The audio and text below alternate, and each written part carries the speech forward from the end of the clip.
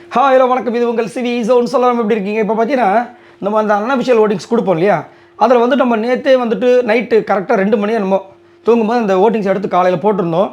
அதில் பார்த்தீங்கன்னா காலையில் வந்துட்டு ஆக்சுவலாக வந்து 3வது பிளேஸில் தான் விஜய் பார்வதி இருந்தாங்க. இப்போ பார்த்தீங்கன்னா திடீர்னு வந்து பார்த்தீங்கன்னா பயங்கரமான ஒரு டிராஸ்டிக்கான ஒரு சேஞ்சஸ்லாம் நடந்திருக்கு. அதுக்காக தான் இந்த வீடியோ. இதுக்கு முன்னாடி நான் மதியான டைமில் வந்து ஓட்டிங்ஸ் அதை பற்றி போட்டதே கிடையாது. இது வரைக்கும் எவிக்ஷன் பற்றின விஷயங்களும் வரல. ஆனால் இன்னுமே வந்துட்டு அவங்க போயிட்டாங்க இவங்க போயிட்டாங்கன்னு சொல்லிட்டு ஒரு சில ரூமர்ஸ்லாம் போயிட்டு தான் இருக்குது. அஃபிஷியலாக எந்த நியூஸும் வரல. சரி, என்ன அப்படின்றத பார்க்கலாம். ஃபஸ்ட்டு பிளேஸில் வந்து வழக்கம் போல் வினோத் தான் இருக்காங்க.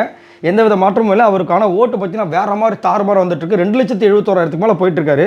அடுத்தது திவ்யா வந்து செகண்ட் பிளேஸில் இருக்காங்க. வழக்கம் போல் அவங்க வந்து 2,15,000 மேலே சூப்பராக வந்து பயங்கரமாக போயிட்டுருக்காங்க.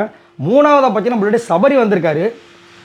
சபரியா என்னங்க சொல்கிறீங்க? சபரி வந்துட்டு 9, 8, 7வது பிளேஸில் இருந்தார். அப்படி கேட்டிங்கன்னா நைட்டு அந்த ஒரு கரெக்டாக எழுப்பட்ட ஒரு 3 மணி நேரத்தில் வந்து பார்த்திங்கன்னா அவருக்கு டபால்னு ஓட்டு இன்க்ரீஸ் ஆகி 3வது பிளேஸில் வந்திருக்காரு.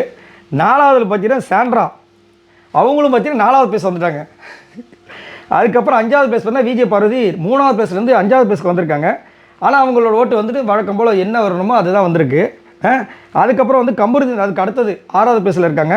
அதுக்கப்புறம் 7வது பிளேஸ் அரோரா, 8வது பிளேஸ் விக்ரம் இருக்காங்க, 9வது பிளேஸில் சுபிக்ஷா இருக்காங்க.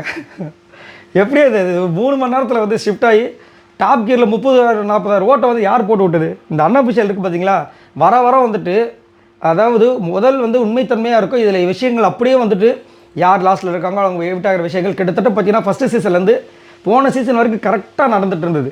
பட் இந்த சீசனில் நிறைய குளறுபடிகள் இதில் நடந்துக்கிட்டே இருக்குது. நீங்கள் அதை பார்த்தீங்கன்னாவே நல்லாவே தெரியும்.